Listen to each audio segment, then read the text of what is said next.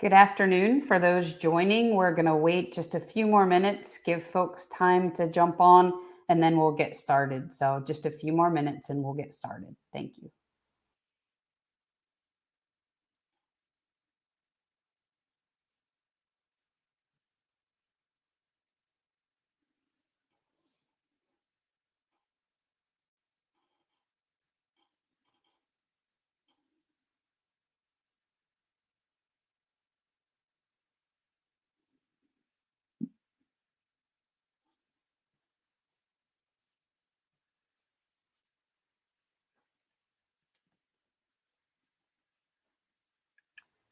Testing. Jenny, can you hear me? I got a message from Jenny saying she couldn't hear anything, so I just want to make sure. Now she can. Okay, we're good.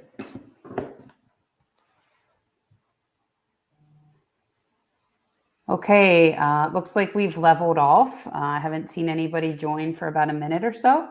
So I'm going to go ahead and kick things off so that we can get started. Good afternoon. My name is Barbra Lowman, and I'm the president of CUNA Strategic Services.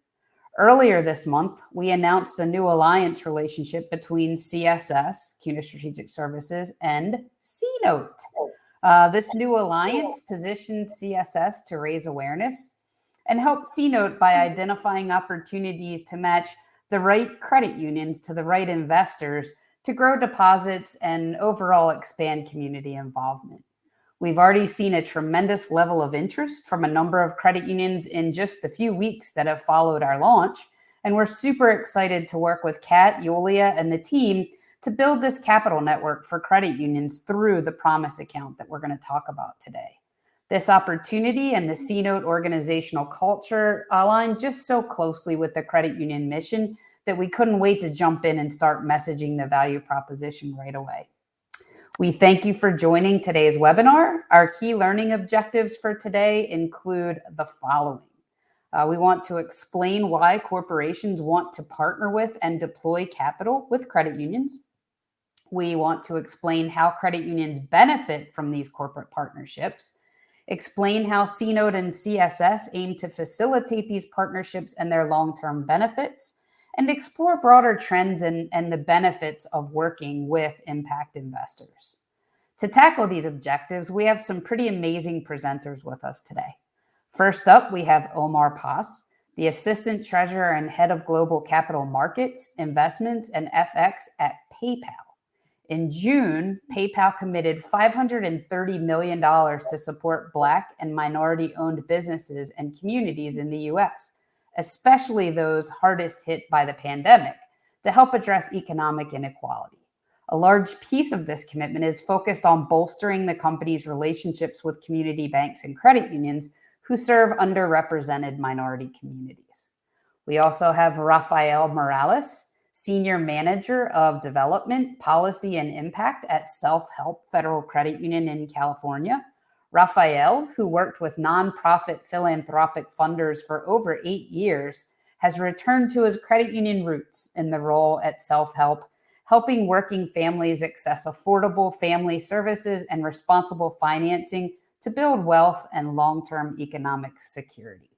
Finally, we have Kat Berman, co-founder and CEO of CNote, a woman-led social enterprise on a mission to close the wealth gap through financial innovation. Using the power of technology and a community-first framework, CNote's platform enables corporations and foundations to efficiently invest and deposit cash at scale in community financial institutions, including credit unions. So now I am going to pass the baton to Omar Paz to tell you a little more about PayPal's commitment to supporting communities in the U.S. and their relationship with CNote. Take it away, Omar. Thanks, Barb. I appreciate the introduction. Hello, everybody. Good afternoon.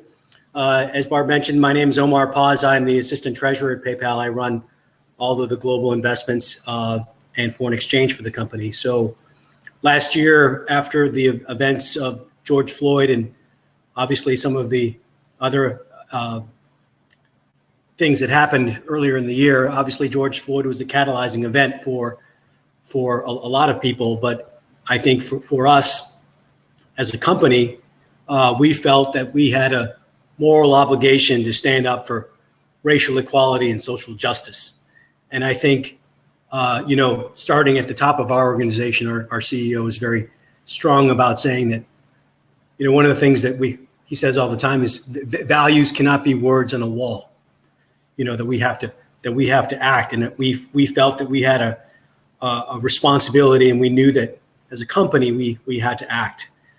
Now, more than a year later, I would say that we've certainly, as an enterprise, PayPal has really embraced a new kind of corporate activism, and really, again, trying to live our values through the actions and through some of the commitments that we've made.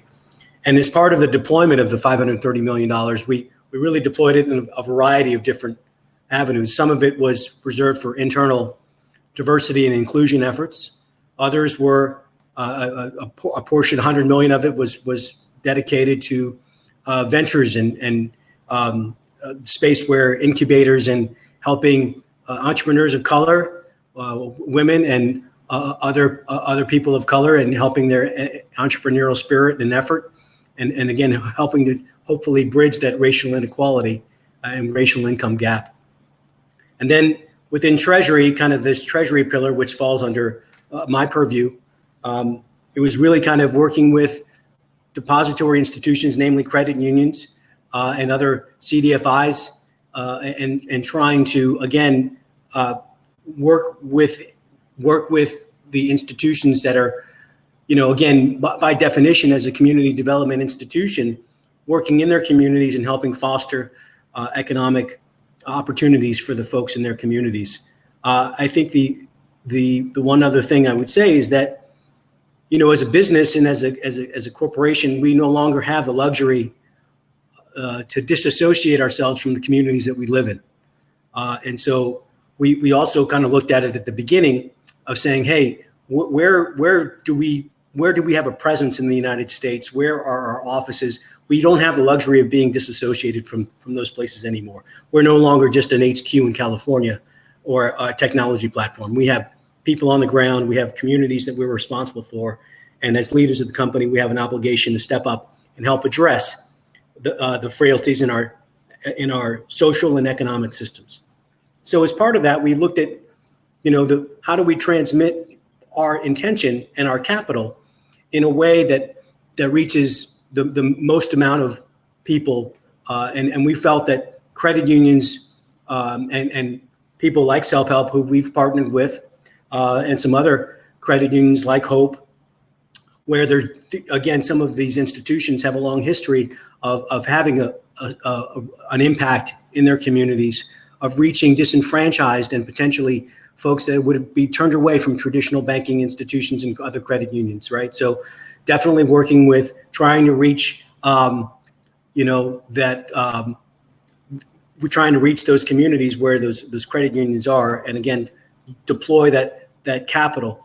I mentioned the CAD yesterday. I think in this space, some of the things that we've learned is I really do feel like there is one of the biggest challenges is what I call transmission, and that being that even though we have every intention and capital, finding institutions where we can have the most impact and also longevity and permanence, right? I think one of the things that we kind of learned along the way is as we were on this journey that we started last year, it was really, this cannot be a one-time thing, because we really did feel like we were seeking to partner with institutions that we would have a long-term relationship with, that it wouldn't just be, hey, I'm going to give you a deposit for a year, and a year from now you can give it back to me. That's not what we wanted. We wanted to place funds with institutions where we're partnering with them, where they can earn interest, and that interest over time becomes equity and capital for the bank, and they can foster their mission. We wanted to find ways to access the balance sheet of our corporation and invest it in that way.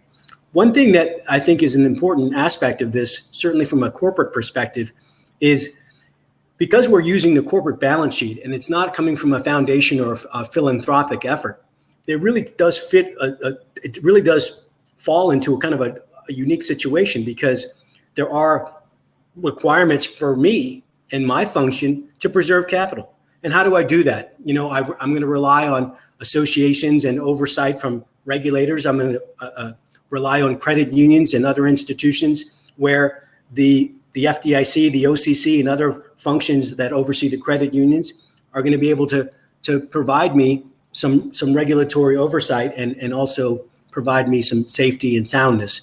And then folks like CNote, who have a relationship with, I'm only one person, while we have a couple of other people on the investment team who are helping me in this effort. Leveraging expertise and reaching out to people who are experts in the impact investing space and in the impact community was important, because I always like to say a wise person knows nothing, right? And in this particular case, I'm not an expert in impact investing, although I'm learning a lot and I'm doing some on the job training. But I really did think that, the idea here with from us and from our intention is really to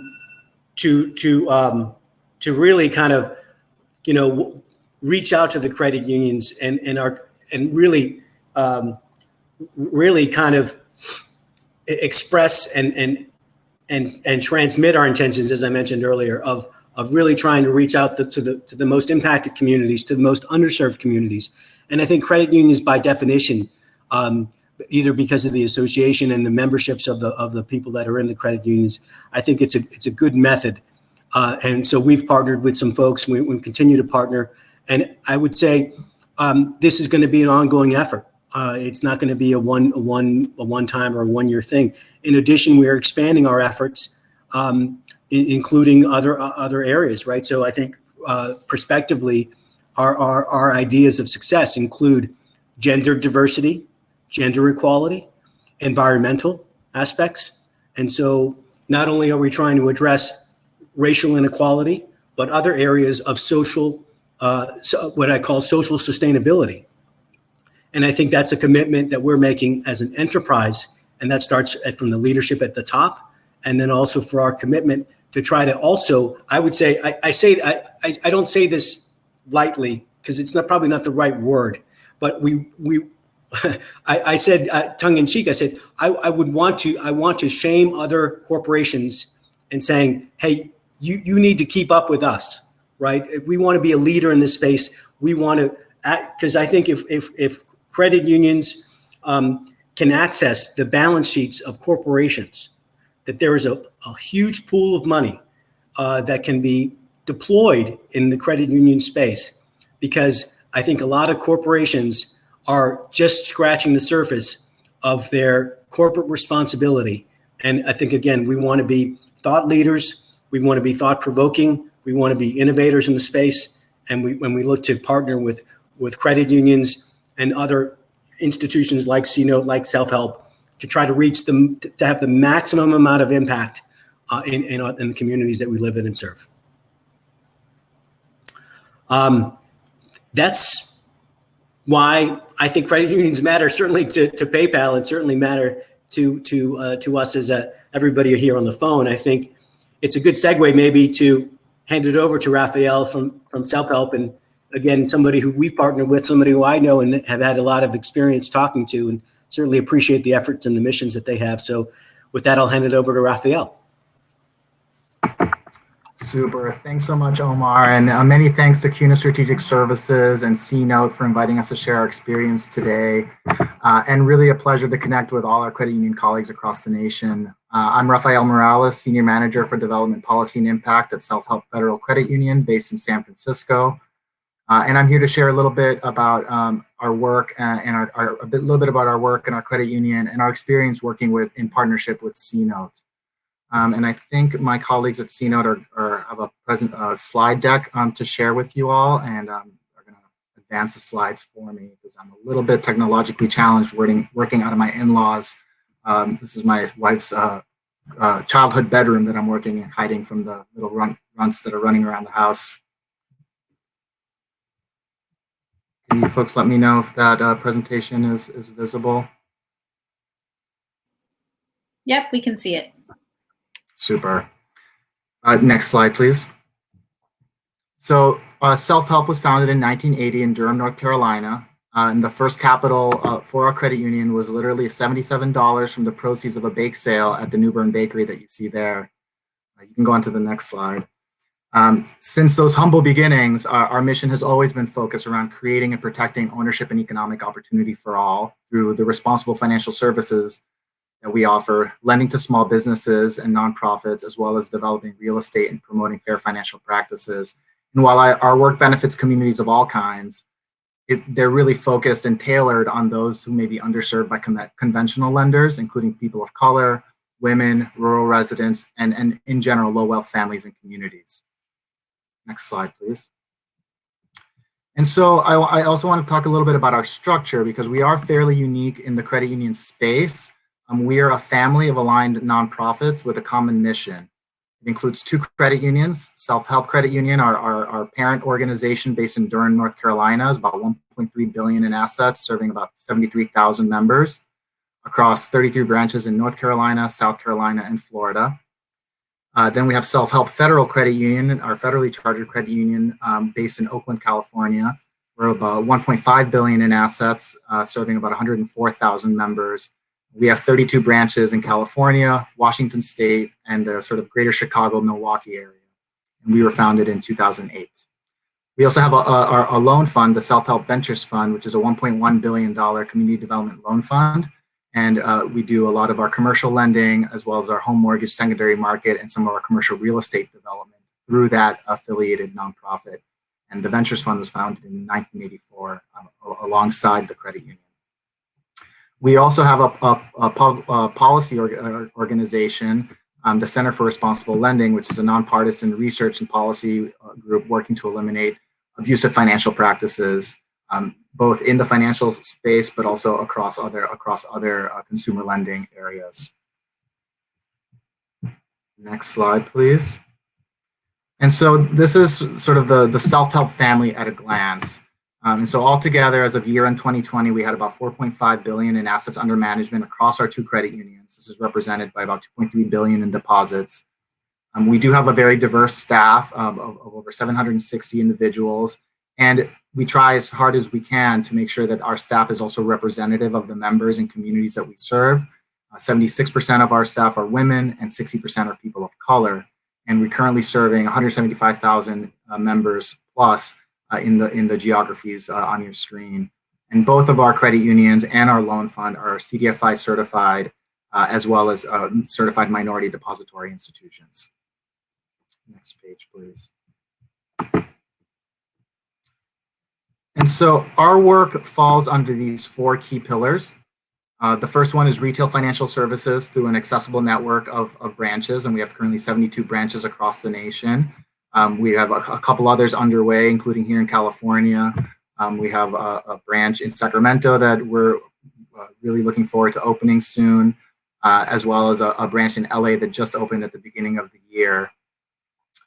So the next pillar is really our lending, and we're one of our key impact areas, and we do lending across a whole host of areas, including healthy foods access, commercial real estate development, affordable housing, as well as ADU work, accessory dwelling units. So we're doing a couple pilots on that right now.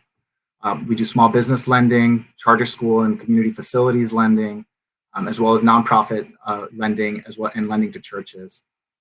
We also do some direct purchases, mortgage purchases through a secondary mortgage marketplace that we created.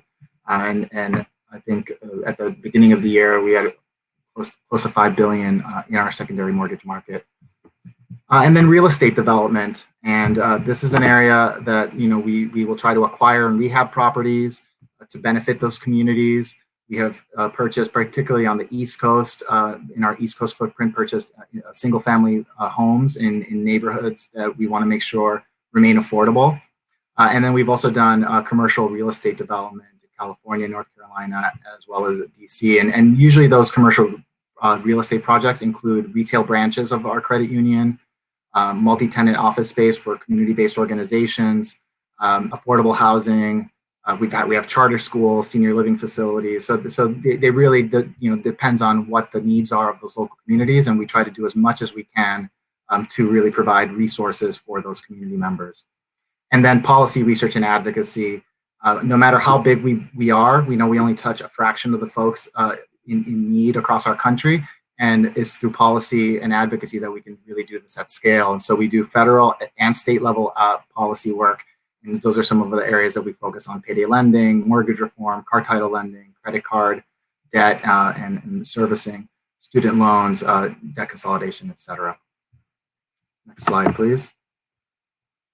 So this next slide sort of shows our footprint across the nation. And so the dark blue is I apologize. The dark blue is our affordable home loan program. So that's that secondary mortgage market. And we actually do that across the nation. The light blue is where we do commercial lending in addition to the affordable home loan program.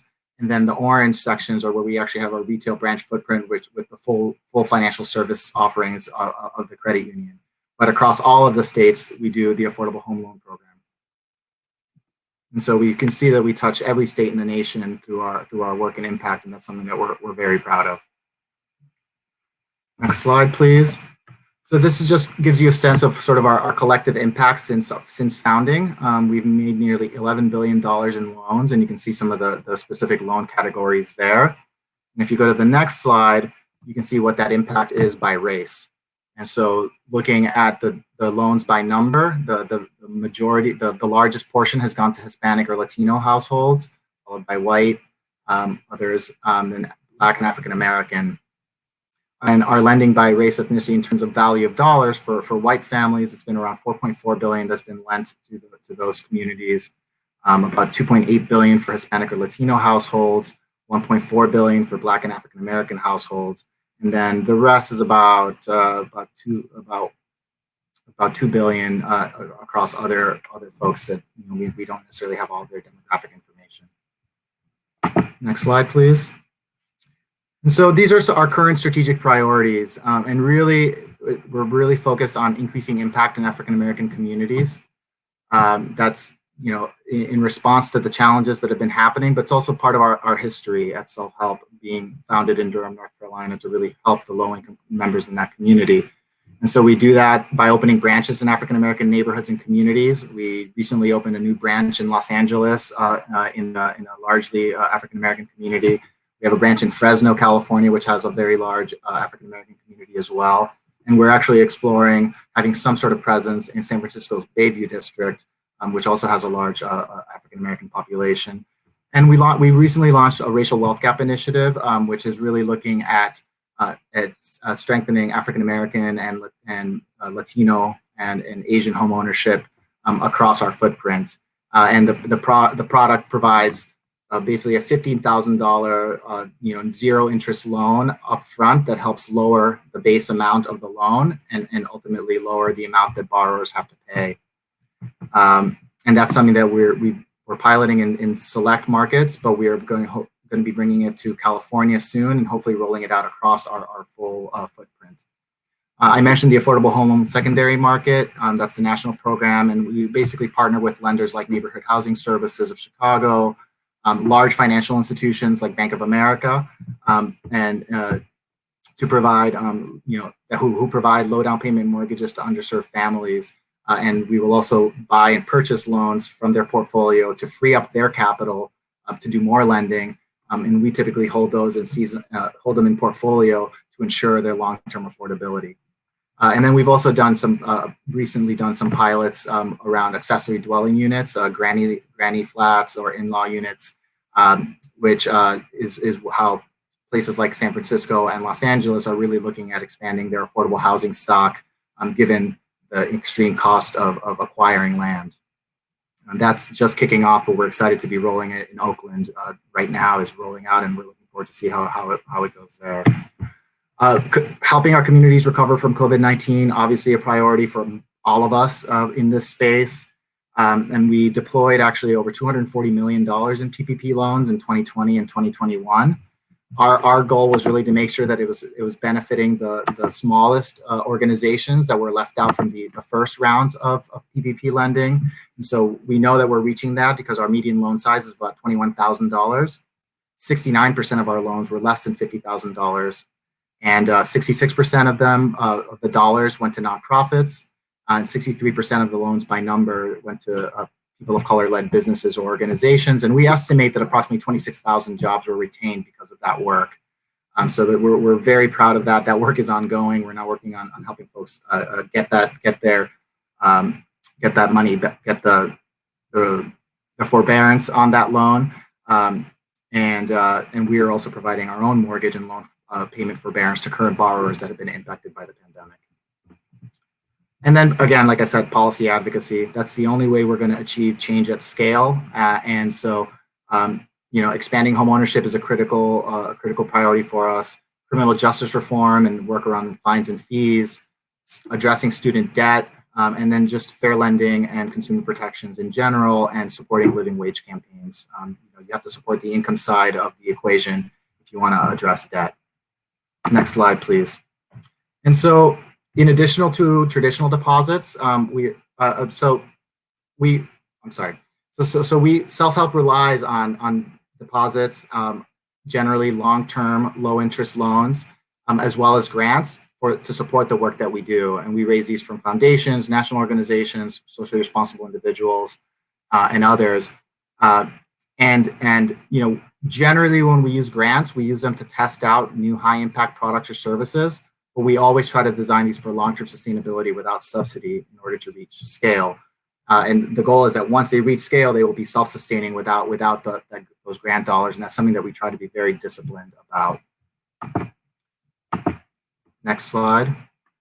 And so in addition to those three tools that I mentioned, we also leverage those investments with other dollars. And so we are CDFI, and CDFI credit unions are particularly attractive to impact investors because of their ability to leverage loans, deposits, loans, and grants.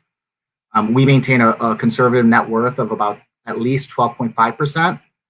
Right now, I think our net worth is closer to 15%, and this allows us to take in deposits without diluting our net worth and bringing regulatory burdens on us.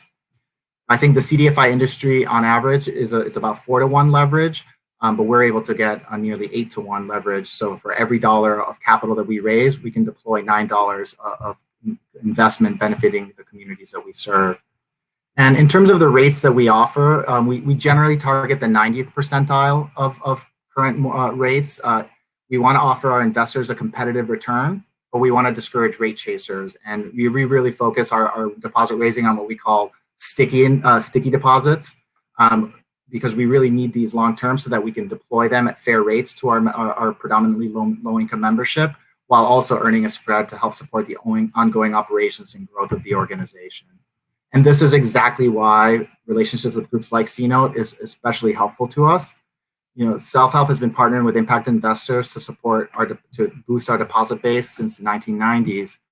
And although this type of deposit may not be appropriate for all credit unions, particularly those that may be really tight on their non-member deposits, we see this partnership as really mutually beneficial. Impact investors can create direct community impact through the dollars that they deposit in our credit union, and we gain a new stable source of deposits to help increase and grow our work. And so next slide. And so, community development credits like self-help, we try to hold ourselves accountable to mission first and foremost. And and we're really focused on providing, we're really focusing on providing community investments versus the bells and whistles that larger financial institutions can provide. And by partnering with organizations like CNote, we can really leverage each other's strengths while benefiting our bottom line and their mission. And so, these investments from CNote provide a stable source of deposits for us to increase our lending. They decrease the time that we spend seeking new depositors and trying to do all the due diligence that's required with a large deposit. That Omar can certainly speak to that. PayPal recently made a large investment, and it's taken a while to close all the loopholes and get all the due diligence out of the way. And so partnering with CNote really streamlines that process. And diversifying our deposit base. This is a way that we could hedge the economic downturns, make sure that if one segment of our community or one segment of our footprint is really struggling, that it will be supported by others. And really just cultivating relationships with tech forward investor platforms and organizations, both to bring in resources, but as a benefit also for us is that these relationships with tech companies has really forced us to really push forward our own technology in order to adopt them more rapidly than we might have otherwise. So I think I will keep it at that for now. I guess I would want to say that one other area that's been really beneficial is that when CNote clients once they connect with us, occasionally they want to learn more about our other products and services. And when that happens, those clients are referred to us to connect directly with self-help. So that's really a powerful way to build trust with impact investors and to cultivate those relationships for additional membership and investment opportunities for the long term. And so I think that that's another key area and key benefit that we've found from working with CNote. And the last slide here, and I'll stop talking. It's just our team. So Steve Zuckerman, our CEO, and this is our sort of development policy and impact team in California. So would love to connect with folks that are interested in learning more. And we know that not every credit union can do the things that self-help can with our size and scale, but we want to share our learnings, share our resources, and our connections with the field.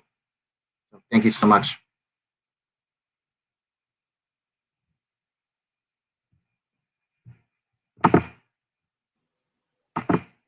Great. Hi, this is Kat Berman. Thank you so much, Rafael, for that fantastic overview. And I think I am the last speaker to go, so I will try to make this entertaining and brief. But you obviously heard from some incredible and inspiring folks today around some of the work that we're doing.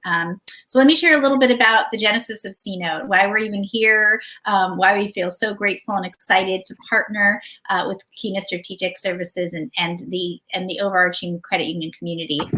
As Rafael said, my name is Kat Berman. I'm co-founder and CEO of CNote. We are a woman-led social enterprise on a mission to close the wealth gap in the United States. This is all we do, is focus on how do we really usher in impact investors like PayPal and others who are wanting to do good with their balance sheet, wanting to do good with their dollars, and yet doing that can be tricky and doing that can be difficult. And partnering with incredible institutions already on the front line doing this work like credit unions. A little bit of the background. So my history and experience is really in financial services. I was working at managing director at a large firm prior to CNote. I really spent most of my time creating products that made wealthy individuals wealthier and had that moment of aha of what can I do to really affect this wealth gap that's really turning into a wealth chasm across the country. And so I left my position at this firm to really try to address the wealth gap and really drive forward more financial inclusion, more economic opportunity in communities across the country. And where I started, quite frankly, was a listening tour, because I realized that I didn't have to create anything out of nothing. There were amazing institutions, like many of you on this call, already doing the work, already sitting within your community, serving those most in need, trying to provide financial services, products, education, financial well-being, and security to your local community. And so the thought that crossed my head is, how do we do more of that? How do we really support and empower those incredible institutions already on the front line doing the work? So my co-founder, Yuli, and I went on a listening tour talking to community organizations, CDFIs, credit unions, MDIs, to really try to understand where could we support. And what we heard over and over again is there were some key areas of need. One was the opportunity for growth, right? How could we really partner with credit unions to help them through this next chapter of growth as it relates to grants, investment, deposits, visibility? How do we really champion the credit union movement and really expand that incredible work so more folks understand the difference and the importance of credit unions? And then, of course, how do we move dollars where they're needed most? How do we make sure that those credit unions of all sizes and in all parts of the country really receive the visibility and access the capital that their community and their members most need? So we started this organization, CNote, over 5 years ago on that mission to really partner with and support incredible mission-driven financial institutions and their work and see if we can really get the dollars where they're needed most. I'm happy to say today we get to work with incredible impact investors like Omar and his team at PayPal and other very large corporations on their impact investing journey. And really, it's about really understanding where can we use their strength, their leverage, their intentionality, like PayPal does, to bring dollars into these incredible deposit institutions. A few kind of quick things to note about our work. Like I said, our real hope is to provide that bridge to credit unions, to this new league of impact investors. We work with very large corporations, also very large foundations. And as Rafael said, oftentimes that can be a lot of work for a single credit union, whether you're a small credit union or, quite frankly, a large credit union. Managing those relationships, delivering at scale, figuring out the diligence and reporting, all those things can be incredibly taxing to a team. And so what we try to do at CNote is really take away that burden and really provide that bridge so that you have a streamlined and easy access point to these wonderful impact investors where you're getting your needs met on the deposit or investment side, and they're getting their needs met in terms of really being able to drive the dollars in the way that they've intended. A few key points about how CNote works. We try to make it as light lifting as possible for credit unions. So we really mean what we say when we say partner, trying to understand, what are your operations to date? What do you need most to date? And then meet you where you're at. I will say we work with credit unions of all shapes and sizes. So it is certainly not just reserved for, the largest or most well-known credit unions. We love working with smaller credit unions who would love to access this impact investor base, but quite frankly, don't have the resources or the time to do it. I think that's certainly one of our strengths. Also important to note that we are not broker deposits and we do not charge fees for this. So as a social enterprise, this is a service that we provide to this community in the spirit of really trying to drive more economic justice, more economic opportunity throughout the country where it's needed most. And we handle a lot of the operational heavy lifting, particularly as it relates to reporting back. I know one issue that we hear a lot is I do great work in my, from our credit union partners, we hear I do great work in our community. I do tons of impact, and yet I haven't spent my time thinking about it or capturing it. It's just what we do. And this is one reason I love working with the credit union field. It's just what you do. And so one of the things we try to do at CNote is really partner and understand what is the impact you're having in your community and translate that into the metrics and report that these great corporations are looking for so that both sides are really getting that level of data and transparency. As I shared earlier, we are a nationwide effort. So we work across the country, all states, all communities, and we work on both member and non-member deposits. So whether you are, already a low-income designated credit union that is taking non-member, or you're a credit union that cannot take, we can work either side in terms of making sure we're partnering to bring you deposits. And lastly, I'll just say, for us, it's really about flexibility. Omar said this really eloquently, just in terms of the long-term nature of all of us stepping into this. I think many of us coming together today doing this work want to see this as the future, want to see corporations and new impact investors step into this, not off a one-off, not in a passing trend, but literally seeing this as the future and opportunity to really create change together. And so in that spirit, we try to be as flexible as possible with our credit union partners to really understand what are your needs tomorrow, 3 months from now, 3 years from now, and where can we step in together to create that sustainable capital strategy so you have the type of responsible growth that you and your members are looking for, and that's going to be most empowering for you and your community. So that's a little bit about CNote. We could not be more excited to be partnering with CSS and the incredible CUNA team. And so just want to thank you all for your great comments and excited to take any questions. Thanks, Kat. That was a great overview. And I think every time I see you describe the mission and the vision of CNote and what gets you fired up, I get more and more excited because your passion comes through. So thank you for that. I really enjoyed the overview. And thank you, Rafael and Omar, as well. I'd like to open up the Q&A portion of today's program. If there are any questions from anyone who's connected, please feel free to either unmute your line and ask your question, or you can also enter your question in the chat. We'll be monitoring the chat and we'll field questions from the chat feature as well. I'll pause and give you guys a minute. If you don't, I have some questions that I can ask the panel, but wanted to give the audience an opportunity to chime in first. Any questions? Okay, then I get to ask the first question, and I like this one. We've talked a lot about impact investors and what attracts them to credit unions. This first question is really about the longevity of that. Do any of you feel like interest from corporate impact investors is just a fad? Is it merely something that's going to fade away, or is it something that will last and will be sustainable for credit unions? So Barb, maybe I can answer that question. I think, in my early days, kind of like what Kat was saying, I kind of embarked on a listening session, talking to people who I would talk to anybody who I was introduced to try to understand what the nature of the problem was. And at the beginning, I heard a lot of commentary from different institutions saying, hey, we've been to this movie before. It always ends the same. There's an event, some people respond, and it's not sustained. And I think that may have been true before. And I certainly could see, because I think that whether it be social issues or items come up and there's a lot of immediate reaction to it, but then no follow through or nothing sustained over a long term.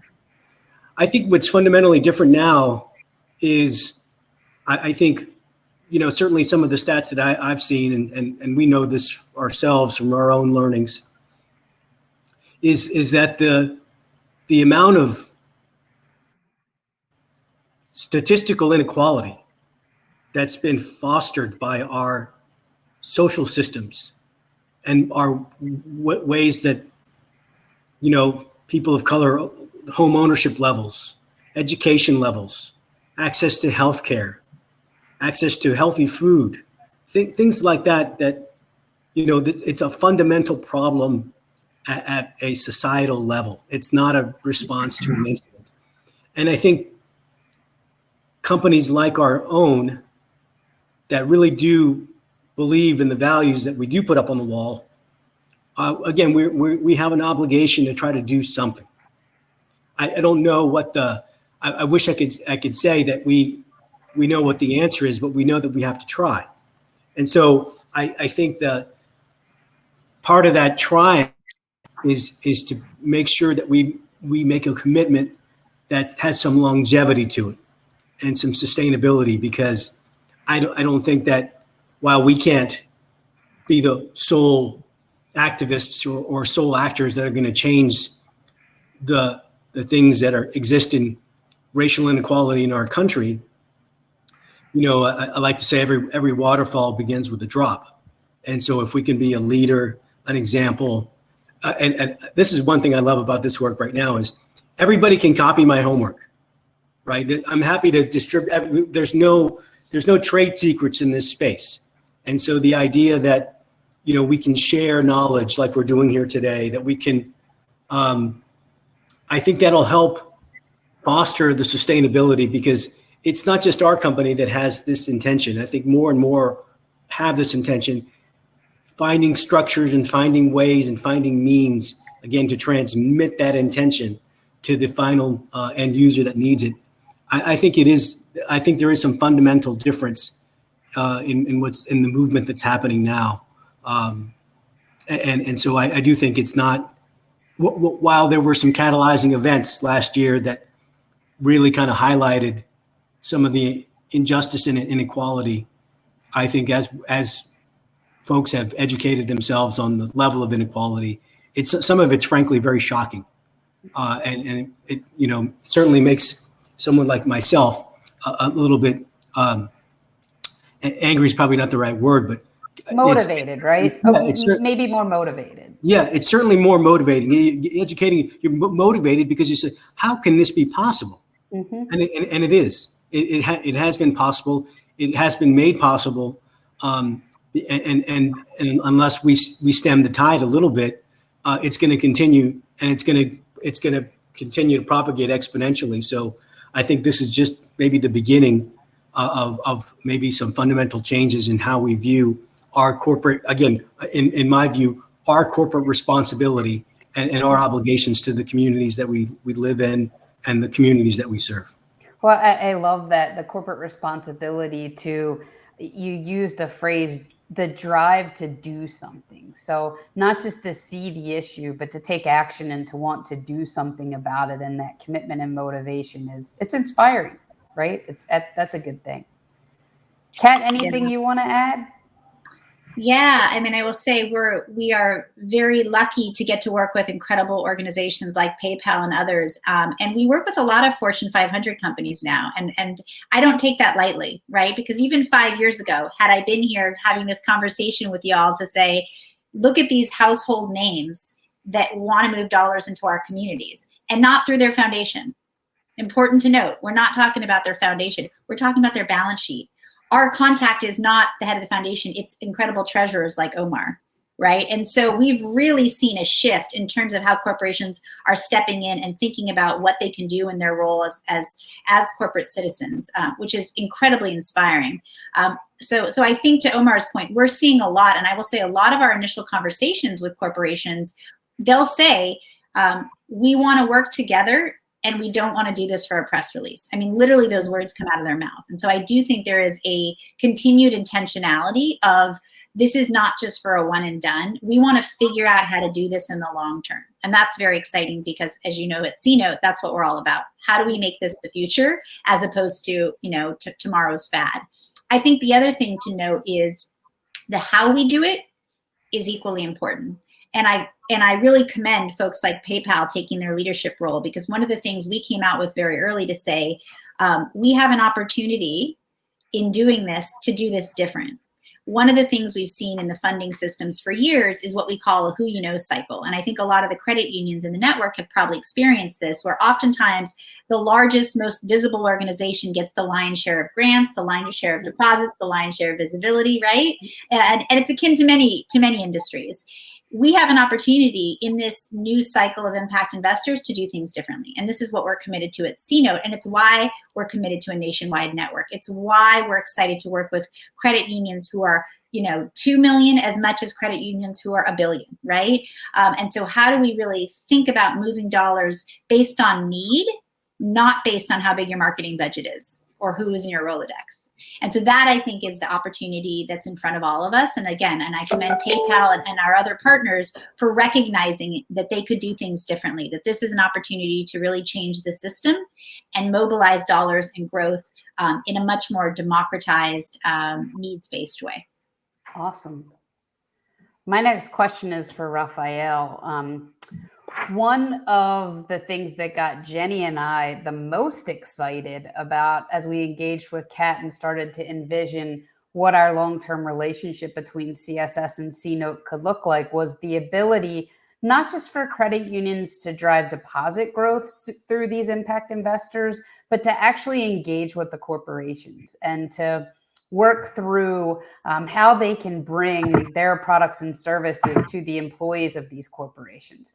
In one of our calls, Kat, you'll smile when I say this, but we actually talked about how cool it would be for the credit union to be able to host a reality fair on site at the corporation, right? And start to share some of the secret sauce of the credit union movement and just get them inspired and engaged. So my question for you, Rafael, is what other ways beyond deposits do you see where credit unions can work with these impact investors to drive change and make a difference in the community? Yeah, so I think, lending is a great place that folks can partner with investor community. We raise debt as well as program-related investments from foundations, and that really allows us to take those dollars and put them out to work in the communities that we serve. So for high impact housing loans, small business loans. We've been piloting work around it, and green loans for in supporting environmental projects across our footprint that also generate a positive return. And it makes good business sense for us, and it also allows our investors to know that the dollars that they're putting with us are making a difference, right? And environmental sustainability and economic sustainability, those can go hand in hand. And I think investors are looking at ways and are looking at organizations that can take the money, give them a return, but also create good in the communities. I think we've seen a lot of deposit growth this year. I think partly because folks have been maybe spending less because they weren't able to travel, saving stimulus more because checks, right? Yeah, there's been a lot. Checks, saving more, for the future, because these challenging times have people thinking about the future, and looking at the trends that we're seeing from folks over the past year or 2 years. We're really seeing more and more folks looking at organizations like ours that are going to take those dollars and do more in the communities where they live and work. And I'm hopeful that this is not just a trend, but something that's going to continue into the future. Thank you. Anyone else have anything to add? Okay. I want to open it up again to the audience. Any questions in chat? I don't see any in chat, but are there any questions from anyone in the audience who's joined the webinar today? No? Okay. How about if we take maybe go around the horn, and I'd like to give you guys each maybe just 60 seconds or so with wrap-up thoughts. Kat, would that be okay? Just kind of the closing thoughts on anything we've talked about, summarize, focus, anything like that. Let's start with Omar.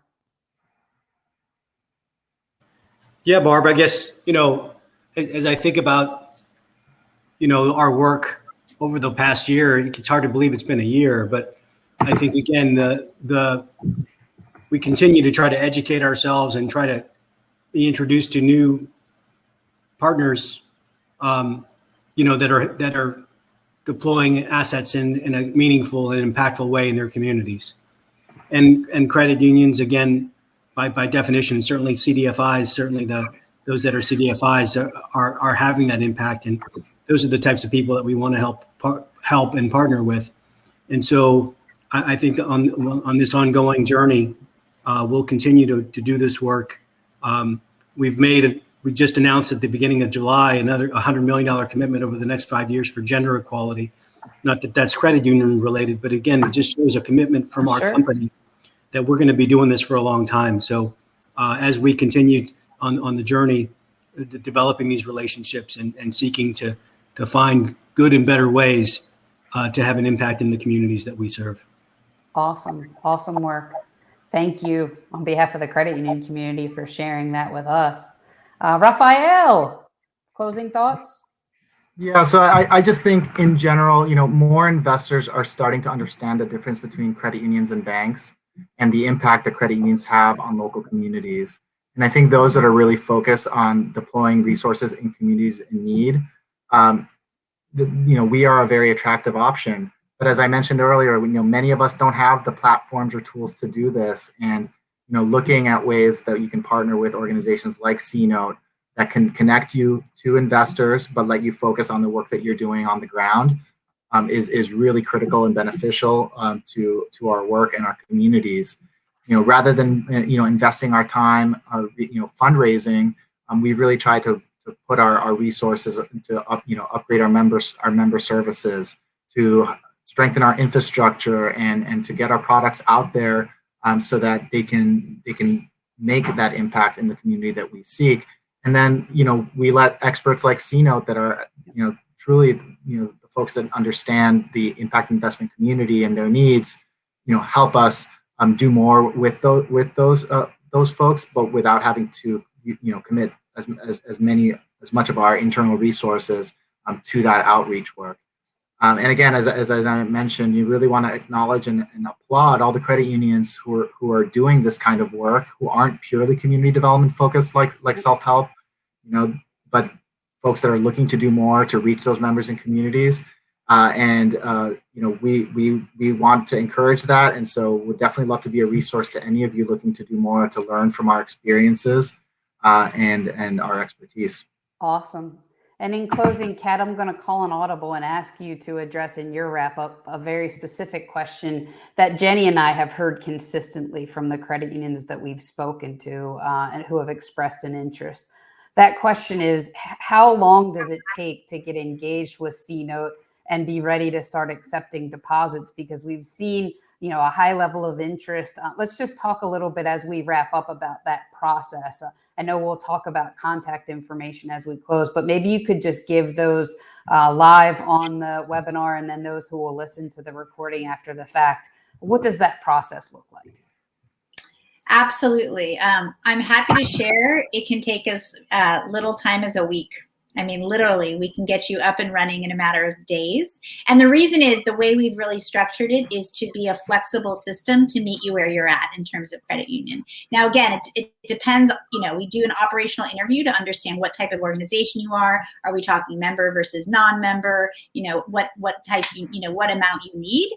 But literally, we have had credit unions up and running in a matter of days. So it's a pretty efficient process. This is not oh my gosh, it's going to take me 6 months to engage these people and three internal members of my team. In fact, it's the opposite. We are trying to make this as light lifting as possible from your side. So for us, it's really about doing an operational interview to understand your organization, where you're at, our diligence that we do, obviously, really working together in terms of, opening the account and making sure the process is streamlined. And then, like we like to say, we turn on the faucet. So you tell us how much you need, we turn on the faucet. You tell us when you have enough, we turn off the faucet.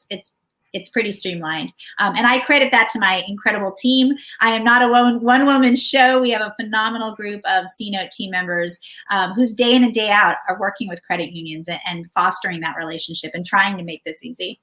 So I really credit them to the operational ease that this presents. And I would say it's a great segue to say, we love the conversation. So my big takeaway is twofold. Number one is now's the time to explore. So whether you need deposits tomorrow or not for a year, whether you're thinking about growth and not quite understanding if grants are the way to go or where that next growth capital is going to come from, now is a great time to have that conversation to figure out where is there a real match with what you're looking to do and grow in terms of how you want to grow your credit union and your community, with what CNote can offer and the incredible investors like PayPal we get to work with to help foster that type of growth. So I would reach out and have the conversation, just even if it's exploratory. And then finally, I would just say, and this is just the start, I think one real big theme that we're all excited to say is this is where we are all going. There is a tremendous opportunity to engage, highlight, and just support the tremendous and inspiring credit union industry. And this is definitely just the start of what we believe is going to be an incredibly long-term and exciting relationship. Thank you, Kat. Thank you to all the fabulous presenters, Rafael, Omar. I think this was just very informative and a good overview for our audience and those who will watch later. We at CSS are just so excited about the launch of this relationship. It's mission focused. It keeps us anchored in our vision and our purpose. And we couldn't be more pleased with the way the relationship is forging ahead. So thank you all. If you're interested in more information, please reach out to one of us. We've got some contacts here. The CNote Community Development Director, Stacy. You can reach out to myself or Jenny Jackson at CUNA Strategic Services. We would be happy to. And then I'm sure Rafael and Omar would be happy to answer any follow-up questions that anyone has as well. And we can get you their contact information. So thank you all for a wonderful hour that we spent together. And thank you, CNote. The credit union industry could say, where have you been all our lives? We're very happy to have you as a part of our industry and our family now. So thank you very much. Thank you so much, Barb. Thank you, Thanks, Barbra. everybody. Bye-bye, folks. Bye.